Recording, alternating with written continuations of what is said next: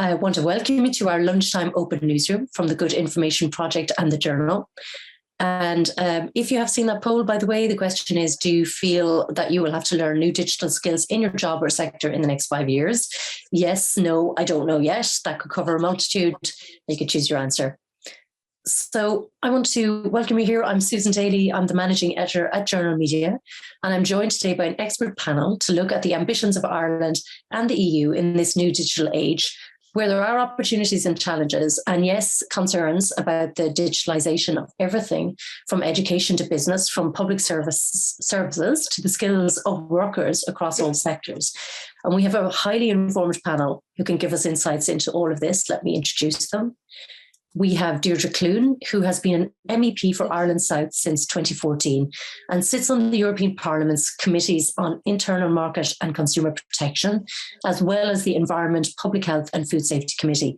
Now, Deirdre is a shadow rapporteur on the legislative proposal for an AI Act for the IMCO committee, and was recently the rapporteur on a report on developing an EU approach to digitalisation and AI this term. She's also working on a report on a directive on cybersecurity.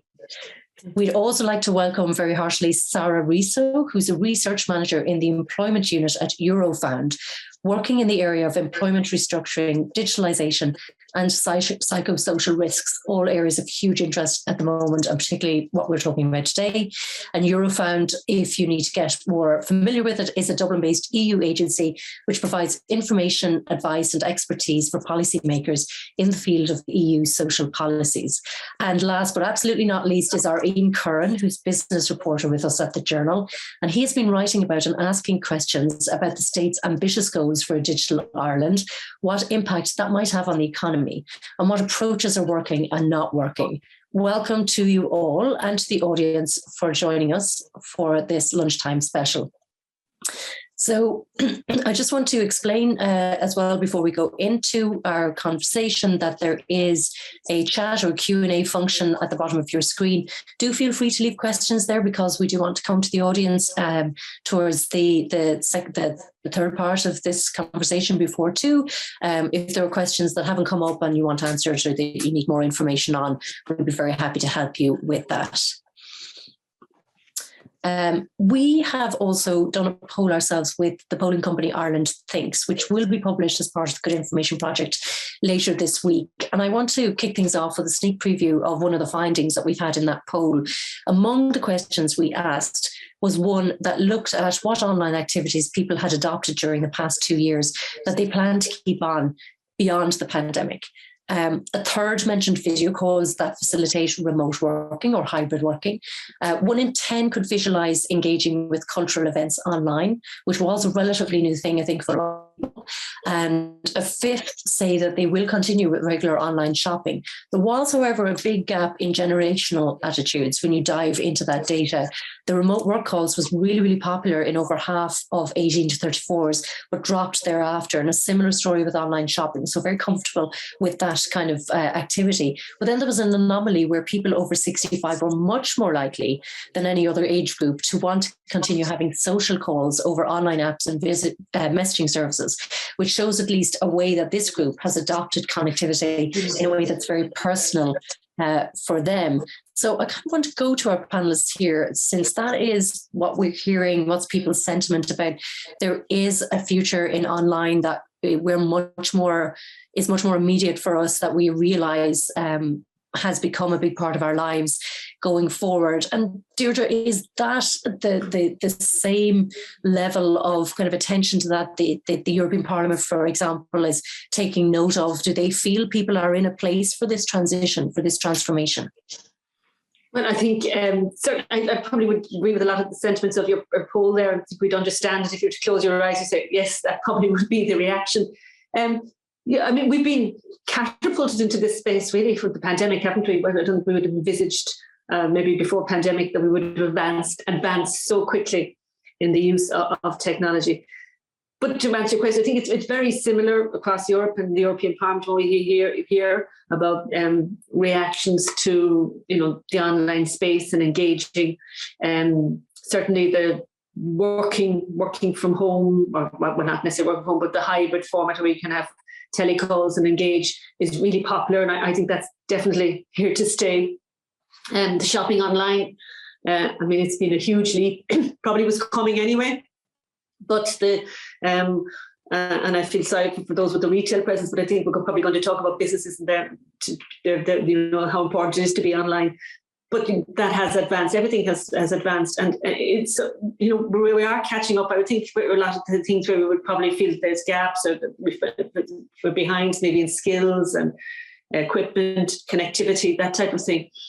But really, I'd say what's happening in Ireland is exactly the same as happening with consumers and with citizens engaging public services and just engaging in a social way. Very, very similar, the same approach, the same outputs, and I'm sure for the future there'll be the same engagement as well with online activities. That's a classic online thing for the last 10 years in muted, Susan. Sarah, just to come to you on that, obviously your area that you study, that you observe, that you give advice on is the whole workplace situation. And that has been one of the areas that, of course, people have really, really had to get to grips with this in a way that if you don't work in a really online specific sector or job previous to this, you go, oh my God, what is Zoom? Like, that's on a very personal level. What are you observing about where we are right now? Are we definitely not going back? Before the pandemic, and things may have changed in the meantime. Our research has shown that a number of the Industry 4.0 technologies are still. We are talking about, for example, 3D printing, virtual augmented reality, sensor technologies like IoT, Internet of Things. All these technologies, at least before the pandemic, were not really mainstream. Probably the pandemic have boosted the use, the uptake of these technologies. For example, we have seen 3D printing used to fast track the production of protective equipment in workplaces, outside the workplace, and Internet of Things has come quite handy to, for example, allow the remote working as well. And we have, as we in companies that we have talked to, we have seen virtual reality applications also used for remote inspections during the pandemic. So these technologies have been great resources during the pandemic, but they're not really mainstream. For example, 3D printing it was expected to change dramatically manufacturing, but we are still really not there because it's used for high value added products. For example, in terms of virtual augmented reality, there was a lot of hype around this technology until a few years ago, but still very much confined to training in companies. And then Internet of Things probably is the most established of all technologies, and we may see over the next 5 to 10 years an expansion of the use of this technology, probably for a factory network management, so integration of supply chains, more than just a plant and machine management and predictive maintenance. And we are currently doing as well research on artificial intelligence, and we must say that there is a lot of talk about artificial intelligence, and there is a lot out there that claims to be artificial intelligence, but it just involves the use of an algorithm. A different matter if the algorithm self-learns from the data and improves through experience to come to a decision. So it's important to come to a better understanding first of these technologies and what the use cases are really. But at the moment, still, like, we are at the early stage of the digital revolution. So there is still a way to go. And I think this gives us time as well to think about the implications and give us time to prepare for the use, more widespread use of these technologies in the workplace. That's really interesting, Sarah, because I think you've hit on something there around, I suppose, us even defining what we mean by digitalization. What are the technologies? There can be a lot of fear and a lack of knowledge, and that's why it's great to have conversations like this today. And I think we'll come back a little bit later around AI, because obviously Deirdre has great insight into that, and just people's both concerns, both for their own employment, but also even what that means in a participation level. Like, how does that integrate with society? What is it going to do for us? Ian, we were kind of moving there towards the future a little bit. And I know that we just very timely, I'm sure the government timed it with our good information cycle. They put out the Harnessing Digital report there recently and basically stated what Ireland's goals and objectives should be around digitalisation up to 2030. Could you just give us a little bit of a synopsis of that, where are we headed? Sure, and I hope you can hear me over the sound of Storm Dudley here. So let me know if there's any issues there. But yeah, I mean, as you said, we're still getting a sense of the full scope of the strategy. It was only unveiled sort of at the start of the month. It's called the Harnessing Digital Strategy, or the Digital Ireland Framework. I think it was launched with, you'd have to say, probably not a huge amount of fanfare, as I mentioned at the start of February. So we are sort of still, delving into it or whatever. But it covers four main areas. The first is digital transformation of business. The second is improving digital skills. The third is digitalizing public services. And then the final thing is developing digital infrastructure. And that's kind of around cyber security and things like that. So I think it's safe to say that underpinning all of it is the National Broadband Plan, which I think we're all probably familiar with at this stage for various reasons. We've been talking about it since 2012. And the goal of that is to deliver high-speed broadband, fiber optic broadband, to all business premises across the country by 2026. And we've heard obviously in recent weeks that it could be as much as 12 months behind schedule on that, although obviously the company that's delivering it says it'll still be 2026, but there are some delays there. And I think there was a figure around less than 1% of homes that are supposed to be connected by now have been connected. But underpinning all of this strategy certainly is the broadband plan. As part of the framework as well, the government also wants to roll out, 5G networks to all populated areas by 2030. It's quite an ambitious goal, and for all businesses to have gigabit broadband by 2028. Cyber security is another key aspect, obviously a hot button issue after what happened last year with the HSE. I think the strategy commits to the government reviewing the national cyber security strategy this year, and then to look at sort of ways of increasing investment in the National Cyber Security Centre over the coming years as well. And then I think like the other main aspect of it is there are some very ambitious sounding target figures in there as well, which I think broadly map onto the kind of broader EU strategy around the digital decade. I think just to cherry pick a few of the kind of eye-catching figures, the government aims to have 90% of public services to be sort of digitalised and consumed online by 2030. That should prove quite popular based on surveys recently, which seem to suggest that there's a healthy appetite for that as a way of kind of improving service within the public sector. I think another target is that the government wants 80% of all adults to have at least basic digital skills by 2030. For context, last year that was about 53%, which meant that Ireland ranked about 18th within the EU 27. That's just for a bit of context, so obviously that was quite low. But they plan to achieve that 80% figure through a number of programs, the new digital schools strategy, which I think is going to be unveiled this year. And then another sort of eye-catching figure, I think, is that they want 90% of SMEs to have kind of basic digital intensity, is how it's described by 2030, and 75% enterprise take-up in things like cloud and artificial intelligence and big data.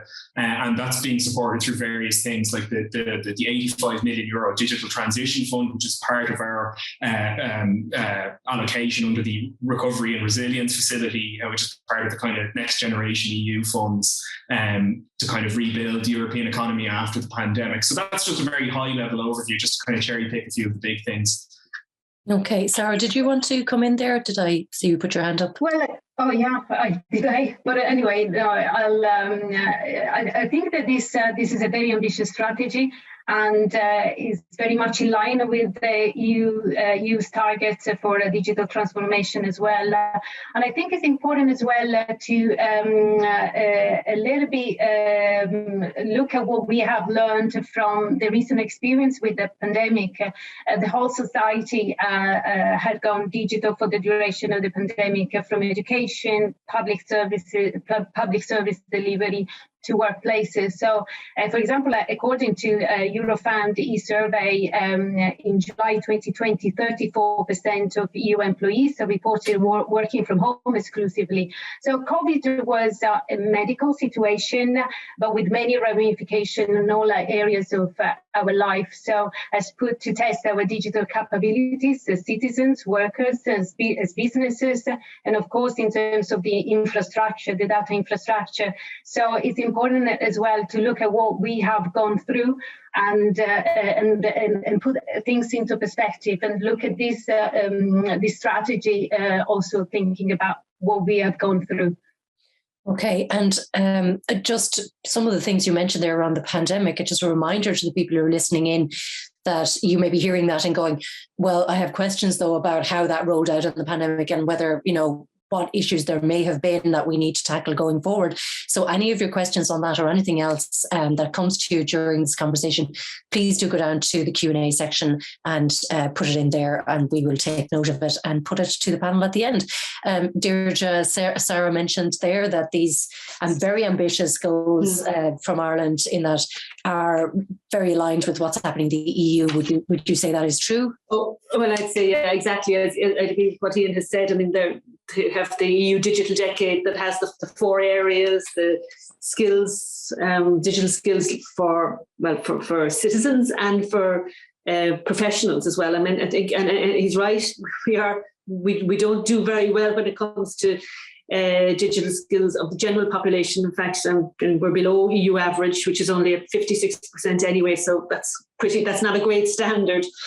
But in other areas, in terms of IT professionals, we're very high up there. In fact, we ranked, and if we look at how in the Digital Economy Society Index, we ranked 5th out of 27 last year. So we are good, but we need to do more, obviously. And certainly the skills for citizens and for the general population, I think, is a really, really important one, because we don't want to leave anybody behind in this discussion or this advancement.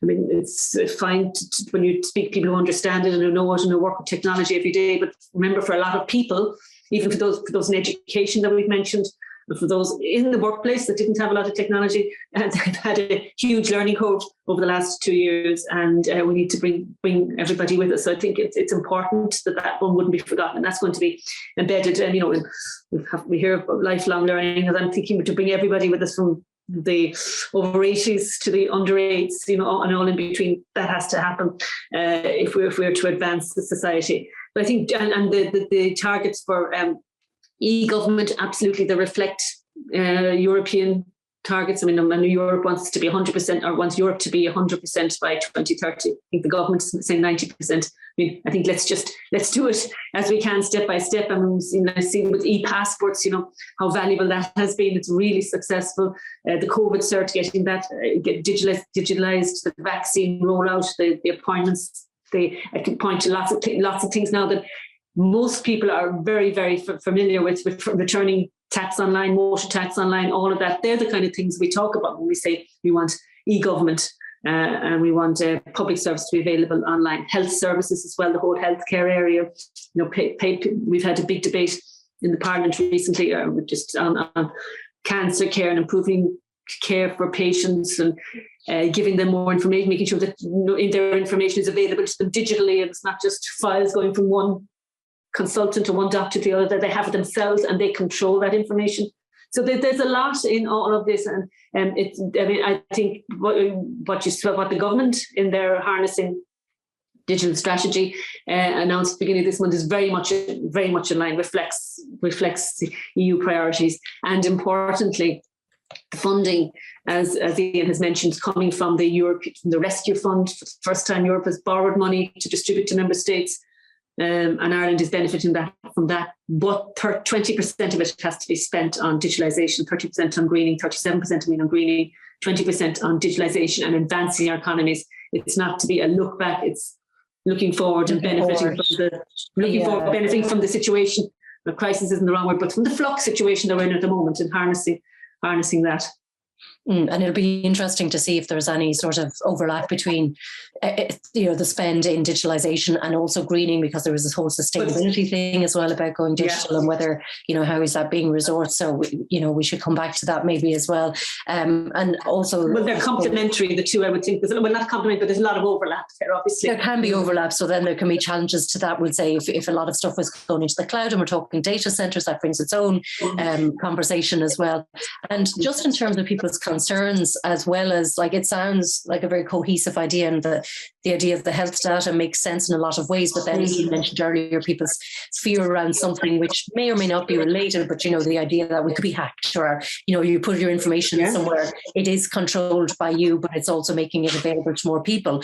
So we should probably come back to that. And Sarah, just as we were talking about workplace, while we're still on the economy and businesses getting transformed, one of the ways that this area has often been talked about or studied has been the idea of AI and automation and so on, replacing jobs, so people losing their jobs. You were saying there's another wave coming at this as well, where technology is coming. How can we do it so that people are actually still participating in employment,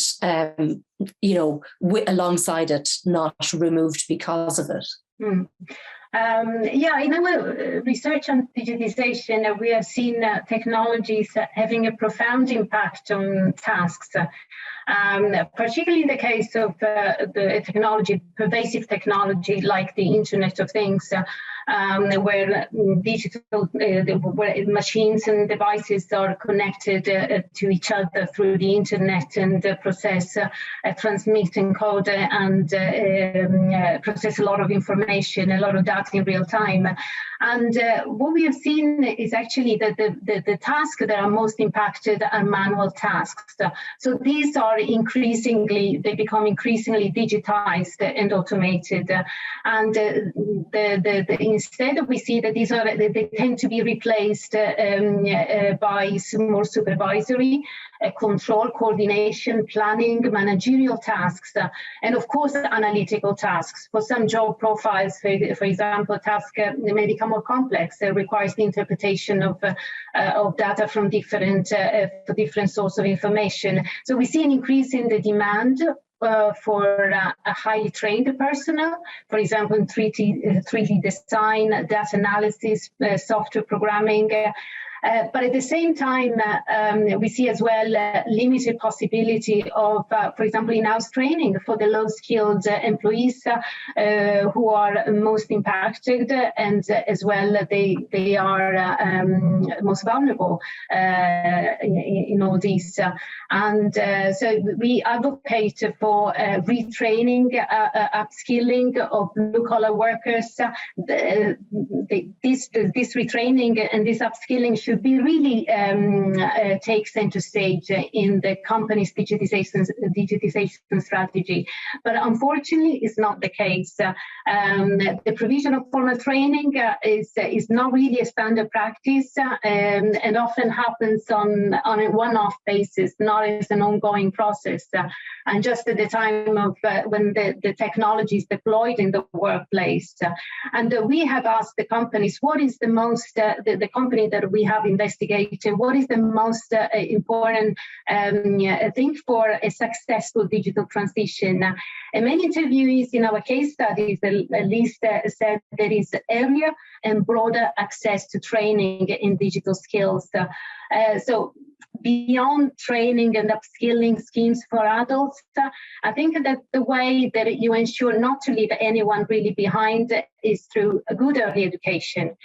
Money invested in public education at a very early stage is the one proven way to improve life chances of individuals from all social strata. So you can put a lot of money into unemployment training schemes, but what really pays off is investing in digital literacy really at an early stage. So this way you set off young people on the right path instead of looking later on at remedies. So this is, I think, the best way, early education.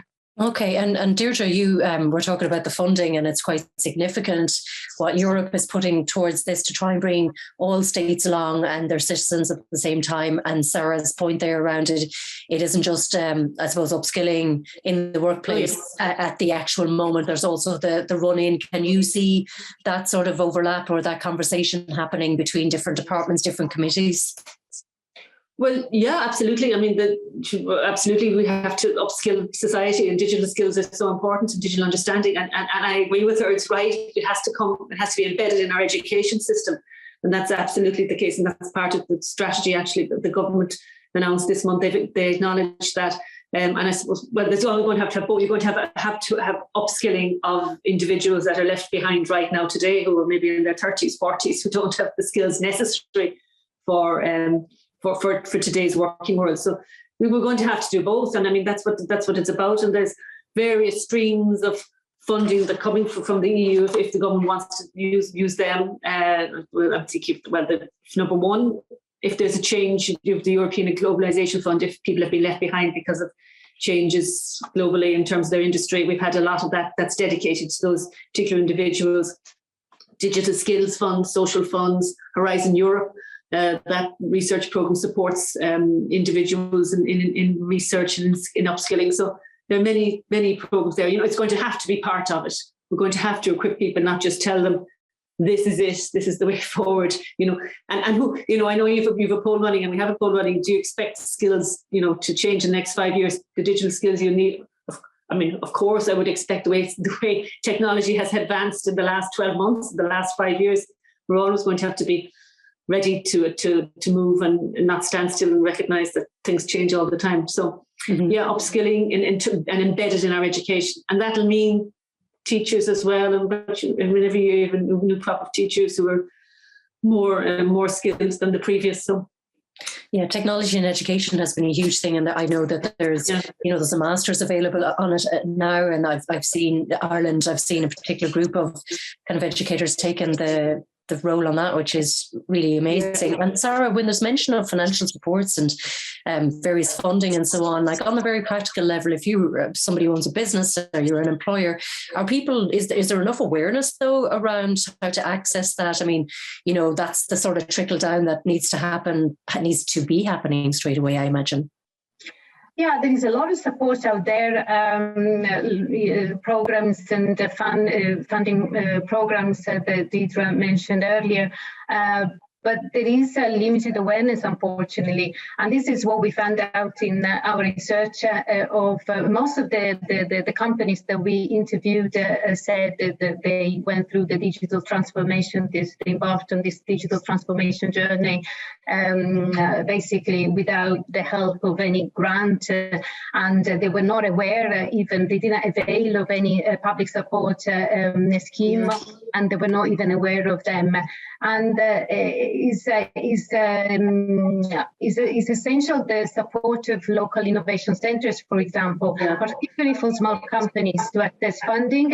And if there is no local ecosystem supporting innovation, then companies just give up on applying funds because the procedure is too complicated. Maybe they don't have the knowledge of the certifications they are required to apply for the available grants. So I think, we should try to create more awareness, raise awareness about the available financial instruments, facilitating the access to them, for example, through innovation ecosystems, local innovation centres, and also reducing the administrative burden on businesses. So maybe this links with the digitalization of public services as well. Ian, can you talk a little bit there as well then around some of the work that you were doing, some of the reporting, when I suppose we've had some digitalization of particular services and particular, I suppose, sectors, and you haven't necessarily seen everybody brought along, which, is a good indicator of what needs to be worked on. Could you speak to us a little bit about that?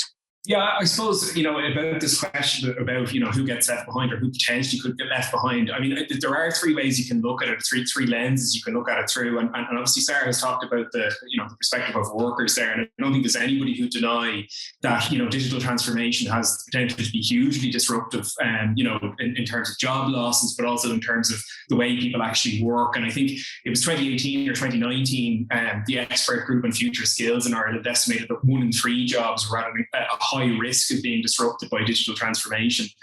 So that's one lens you can look at it through. But I think job losses are another part of that as well, and that just has to be recognised. Unfortunately, that's going to be the case, and there has to be mitigation strategies in there. So when you're talking about people who are getting left behind, that's certainly one way to look at it. You can also look at it from the perspective of consumers. I think a lot of the evidence would suggest that there is, if there is resistance to increasing digitalisation of public or kind of day-to-day services, it's certainly among people in the kind of older age brackets. And I think that was kind of really hammered home by, the Irish Bank and Culture Board's most recent annual report. Part of that was a survey of bank customers in Ireland. And what they found was that there was obviously a real thirst for digitalisation among kind of 18 to 24-year-olds. These are the customers who want to use Revolut and instant payment apps and things like that, and probably have never been to a physical bank branch except to set up their accounts or whatever. But then obviously among older groups, then, there was a sense that, the push towards digitalisation, the closing down of physical bank branches and things like that was really working against them. And incidentally, it was people in those older age brackets who also had kind of less trust in banks in general, according to the survey. So I think there's tensions there that have to be worked out. And I think a lot of that will have to do with the digital skills aspect of the framework as well. And then I suppose, the other thing is, when you're talking about where can people get left behind, you can look at it through the lens of business as well. And I think the idea that broadband rollout, 5G, it will make it easier for companies to recruit, outside of Dublin. Companies that are based outside of Dublin to recruit and even to just do business outside of Dublin. I think it certainly will improve things, but there are other factors in play there that I think determine, the attractiveness of location and that sort of thing. And, there are still, at the end of the day, huge yawning gaps between urban and rural in Ireland and between East and West. And that's in terms of public infrastructure, transportation, housing, etc. And I don't think that the digital framework that was announced at the start of the year, or even the national broadband rollout, is a panacea for a kind of a balanced development policy. So I wouldn't think the government sees it as that, to be fair. But there are potentials there because of the because of those gaps between rural and urban, that people will get left behind, and that this won't have necessarily the desired effect, but certainly it will help. I think you'd have to say. And Deirdre, obviously you're in Europe, you're not a spokesperson for the government here, but you recognise this, and you said about digital skills and trying to be inclusive rather than a push for digital being something that alienates people who already maybe feel a little on the edge of what's been happening. That might be to do with their age, it might be to do with their connectivity, that might be to do with their marginalisation as a social group perhaps as well. We have seen that, I think, during the pandemic and education, and when we talked about children doing their work remotely and so on, that's fine if you're living in a house where people have access to devices, have access to Wi-Fi, have access to, I suppose, a support of a family that can support that kind of thing. But it's not necessarily the case for wide swathes of society. How is Europe thinking about that in terms of bringing everybody in from the cold and trying to bring people forward? Or is that a much wider question that is that really centric to this? Is this really human-centric policy? I mean, it's a very real question, and it's a question that we see, as you say, came up in the pandemic. I mean, it was all very well to say we can all switch from home. Just the kids can have the laptop and they can work from that. That wasn't available to all. So, I mean, it's seen, and it's again, it's similar. It's in Ireland, and I mean, we're really, really conscious of it and rolling out, support in our schools to make sure that by digitalizing by skills, I mean that you have to have the equipment as well as the devices to work from. So yeah, it's a real concern, and it is being addressed, and there are programs in place to do that. And I say there's more. I mean, Ian is right about, rolling out a broadband will be important. Connectivity is important. And there's no one silver bullet for all this, but they're important. What I see is really important as well is to connect to the digital hubs that are there we call it remote area. They're not remote, outside of Dublin, to have strong connected bases where people can work remotely from there and they don't necessarily need it at home. And for instance, I have seen in the Ludgate hub in Skibbereen is really advanced there, has been for a number of years. And what that does for the local communities, you see a lot of people encouraged who are abroad coming back to work. They can work locally because they have the connectivity now and they have the capacity to do that. And then if the business becomes successful, which many have, they move out into the town to another converted building, and it's building the whole environment in the town. The school has been upgraded, invested. It's the skills in the school that are there for children. And from that just one investment, there's so much has happened in the local community. So these hubs are going to be really important engines to drive towns and to drive, we want to attract, people want to move away from Dublin for lots of reasons, and others don't, but there are many who do.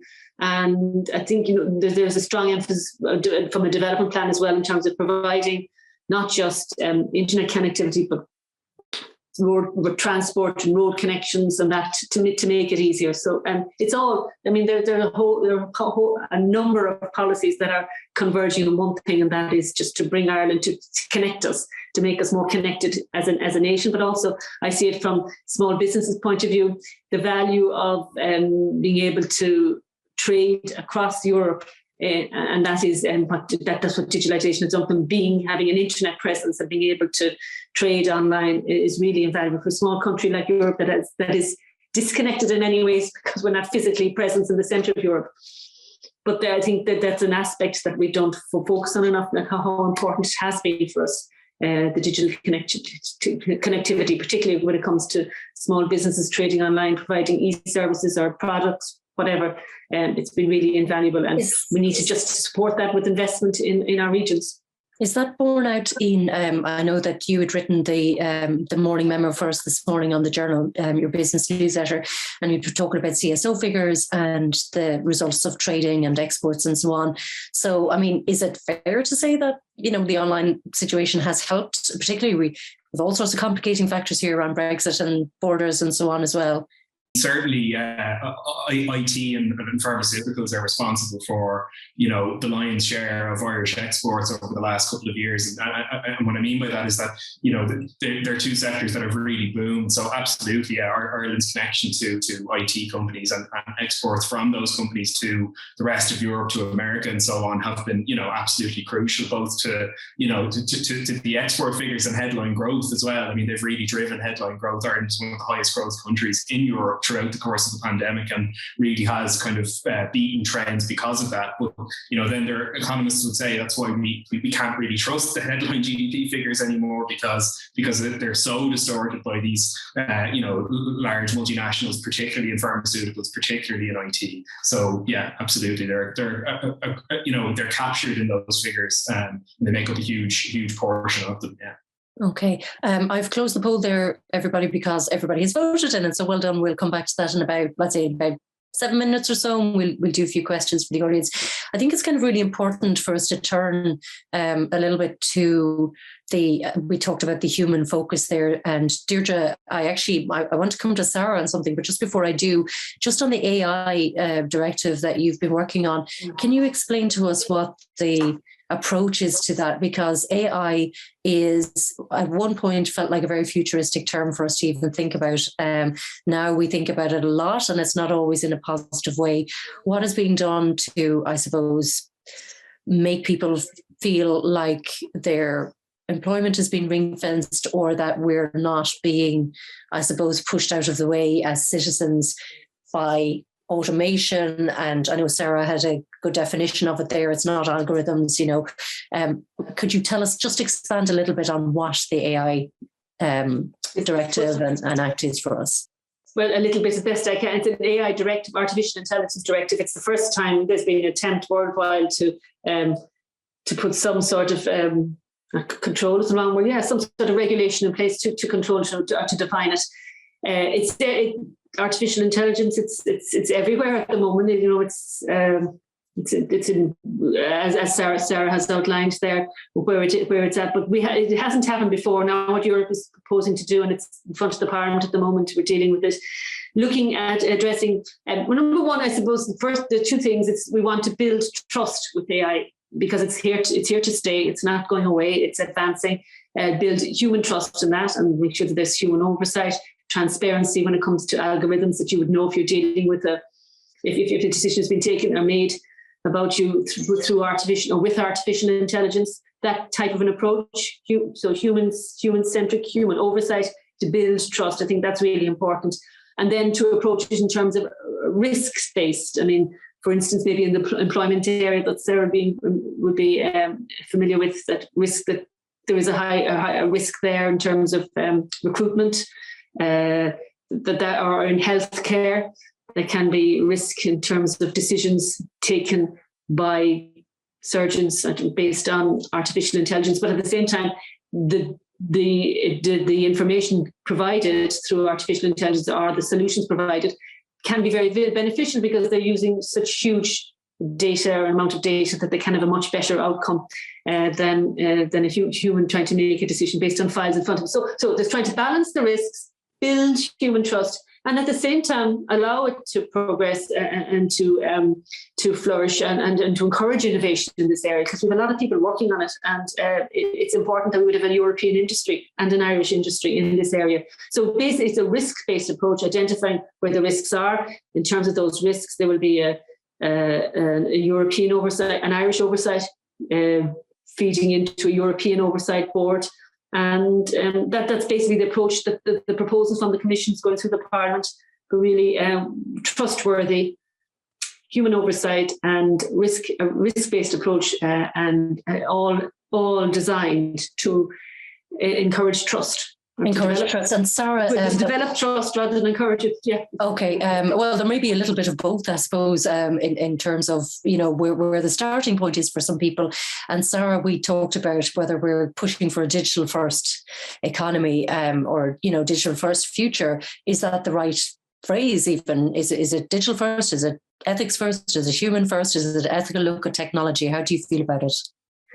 Well,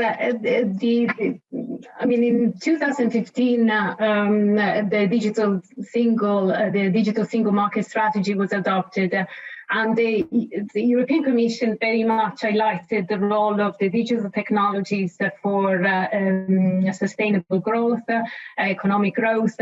And it's true that we aspire as EU to a digital first economy. But also, you know, clearly Europe doesn't want to stay behind the big technological powers like the US and China.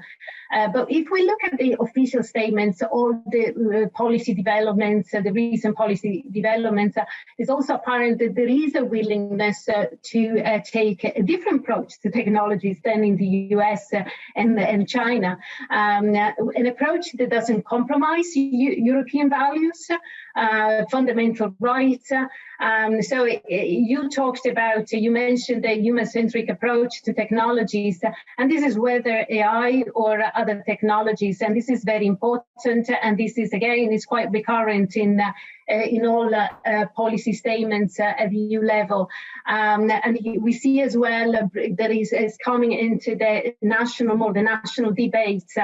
So we need to encourage businesses to innovate and experiment, but also we want technologies that are designed, used ethically in the workplace, in society, and so that the rights of people, citizens, workers are preserved. And the world marvels at our GDPR. The EU GDPR is recognized globally as a blueprint for data protection, really a step forward in preserving digital privacy. And then we have as well the Digital Service Act, which has as well the ambition of introducing a new framework for the governance of digital services. And this applies as well to companies that are headquartered outside the EU.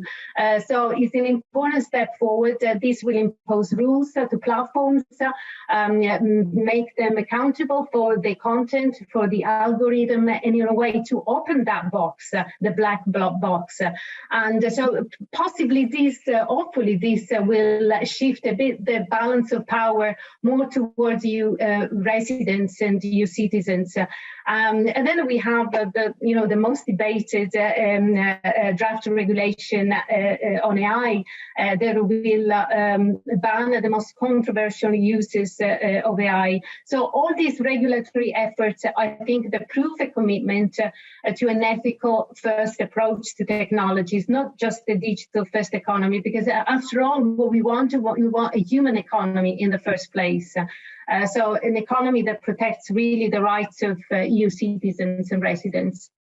Okay, and we've just about 10 minutes left, so I'm just going to mention the poll and then come to a few of your questions there from the audience. I think some of which are quite practical and some of which touch a lot on what we've just started talking about there, about people's trust in this, around the experiences that we've had in the last few years, around, I suppose, our trust in maybe private tech companies who are fundamentally, I suppose, third-party resourcing quite a lot of the services that we are part in. So I think we'll come to that. On the poll, there is no surprise where we asked, do you feel that you will have to learn new digital skills in your job or sector in the next 5 years? All of you answered, and 80% said yes. 13% said they don't know yet. I don't know if that's because you're not sure about your sector or you're planning a career change. And 7% said no. So I'm fair play, or maybe that also means that you're already up to speed. I really hope it's the latter for you. And I'm just going to come to a few questions here. Just an actual comment, I suppose, which is kind of interesting. If we look at the usability of some of the proposals around public services and making them online as much as possible. They said 90%. I noticed in the wording, it's at 90% of appropriate services. So there's a little bit of wiggle room there, I think, for the Irish government, where they go, well, that stuff won't go online because we know the majority of people who access it are from an area that, don't have great broadband, or they don't have the digital skills and are unlikely to get them to the level required. Not really sure. It'd be kind of nice to know more about that. But the comment here is that the chatbots on government websites are useless. So that feels like there's a lot of work to be done in the background. Deirdre, is there a lot of work to be done on translating the high principles of making this a practical, usable transition for people to people doing most of their engagement with public services? Let's take that particular example.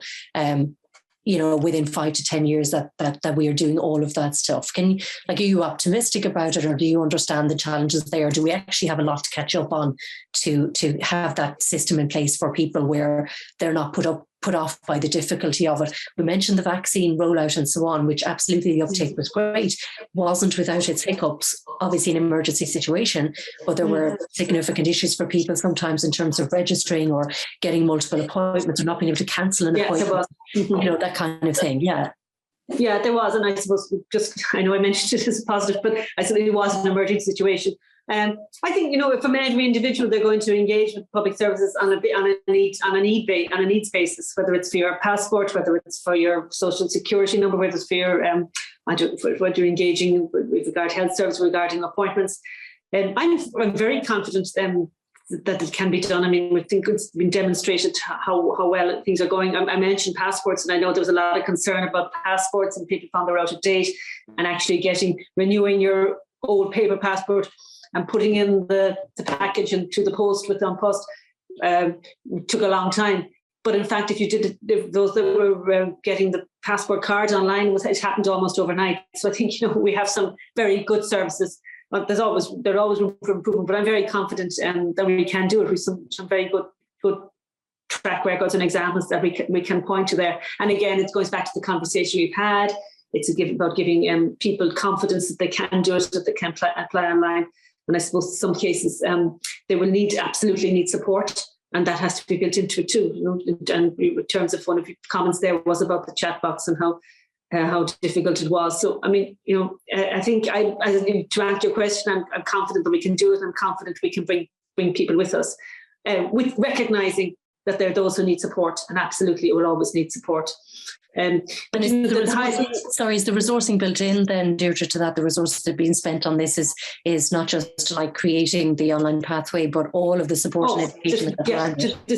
There's no point in creating the product unless you have the services to back it up. I mean, that's absolutely the case. So yeah, that's going to have to be part of it. Absolutely. I mean, nobody, and there's nothing worse than a disaster putting up something and not having the backup to support it. As you mentioned, we saw with the vaccine appointments at the beginning how that wasn't working, or there was a glitch with people getting multiple appointments, but that was ironed out very quickly, and the thing is running very smoothly now. So and with every experience there is a learning, and mm-hmm. benefiting from that learning. So I'm confident we can do it. But I think the most important thing, and it's come up as a theme the last in our conversation here, is about trust and building trust, and that people have trusted that cybersecurity is there, that that they're if they engage with the service, that their own privacy, their private emails or bank accounts aren't going to be hacked. You need to give that level of trust. You need to know they're not going to be exploited online. I was in a conversation like this online about the Digital Service Act that was coming in, and there was a representative from the Older People's Network there, and they asked, what will this do for me? Because the Digital Services Act sounded so, sounded to them as if it was above their capacities. But in fact, it's about making the internet a safer place when you're purchasing. It's about making sure that those that are selling to you, whether it's Alibaba or Amazon, that they know the business that they're using, that know the products they're offering, and that the product you're being offered has a presence in Europe and a legal person that you can go to. So it's about building trust, and trust is going to be really, really important in this. You're going to have to bring people and to know the systems are there. Yeah, there's a very good question that's coming to us, which I think is basically aimed at all three of you, just for your thoughts on it. It is to do with trust, but it's in a slightly different layer, that Europe has been leading the way when it comes to planning for a digital future for its citizens, but also when it comes to looking at how to regulate tech. We saw Frances Haugen, the Facebook whistleblower, tell MEPs in December that the new Digital Services Act could be a global gold standard and a chance to safeguard democracy. Why do you think Europe is leading the US when it comes to this? And also, has Europe left it too late? I mean, is it good to see these changes being brought in now, or has there been time enough? I mean, Sarah, can I ask you how you feel about that? Because obviously concerns around big tech is one of the headline things that the media report on, but it's also backed up in reality. We're reporting on it for a reason. People have genuine citizen concerns about this. Is Europe doing the right thing? If so, how come we're ahead of the US, and are we in time? Well, it's a bit of a, how do they call it, a race for values. I think is for Europe, it's very important that we are faithful to our EU identity. That is the EU democratic values. And this reflects that kind of commitment. I think all these policy developments, all these new acts and regulations around the use of technologies. There are things that I think that to build citizens' trust, we have to make sure that citizens' worker rights are preserved. And we need to do as well a review of the current legislation in different areas, whether they are still fit for purpose. And even because we have seen, for example, in our research legislation, really struggling to keep up the pace with technological change. And we have, for example, the GDPR. The GDPR is a great base on which to build further. And so the member states can still introduce more specific rules, for example, that are applicable to the employment context, and reinforce even more these the workers' rights. For example, some member states have already done this, or are going into this direction. If you think about Germany, the federal government is examining the need for extended data protection rights for employees, partly to address the risk arising from the use of these technologies, also the use of these technologies for monitoring purposes. And we have as well seen during the pandemic how difficult it is for us to disengage from work and our working day. And maybe the teleworking legislation needs to be reviewed. Maybe the right to disconnect should be recognized as a formal enforceable right. And we already have countries like Belgium, France, Italy, Spain that have this type of legislation. And we have mentioned earlier the Digital Service Act. That is another important piece of legislation if it comes into force. So I think that citizens need to see the governments take their rights really seriously. They do what it takes to preserve them. And I do believe that the EU is ahead of the US and China, to be honest. I prefer to be here in Europe than those countries. We're the third way, right? In America, it's like corporate stakeholders is the big thing. And then in China, it's everything has to be state control, and Europe is trying to navigate a middle passage. We are literally at time, Deirdre. So I think we could talk for another hour, but I mean, is that fair? I think Sarah's probably reflecting what you feel about that. I don't want to assume. Oh, me, absolutely. Yeah, I do. I think, and she mentioned the GDPR, General Data Protection Regulation, which we were castigated about, and, it's going to hold things back. Why would we do that? And there was a lot of pushback from that, but now it's a leading light in terms of protecting data. So I think Europe is ahead now as well in leading in trying to regulate big tech and trying to build consumer trust in it. So I agree entirely. Okay. And look, it's an optimistic note to sound on, but I think we've outlined there in the little time that we've had in an hour that there's a lot of work to be done in terms of the practical catch up, that we need to bring everybody along in a way that's appropriate to them.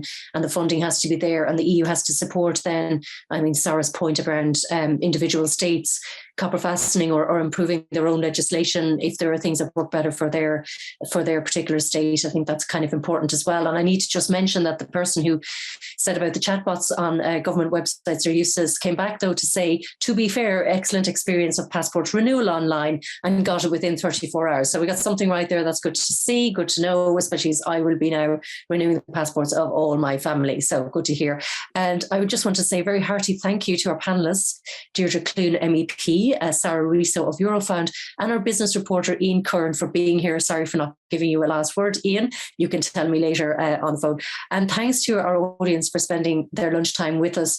We hope you gained some insights and answers to some of your questions, but we would love to hear from you about anything that you would like to see us covering. We have started publishing some work and information on the digitalization of everything on the journal. You can go to the website and you'll see the Good Information Project has its own tab. You can see everything there as it comes in. This is very much reader-led, so we do want you to give us a shout. You can get in touch by emailing goodinformation@TheJournal.ie, and you can also sign up for our newsletter. We'll put some of those links out on social, and also you can find it on the Good Information Project work. There is a Facebook group called the Good Information Project. You can go in there and get involved in the conversation, and we will let you know about other events coming up. Thank you everybody for joining us. Thank you to Christine Bone and Adrian Carty in the background doing lots of work to make this run smoothly, and we will see you again next time.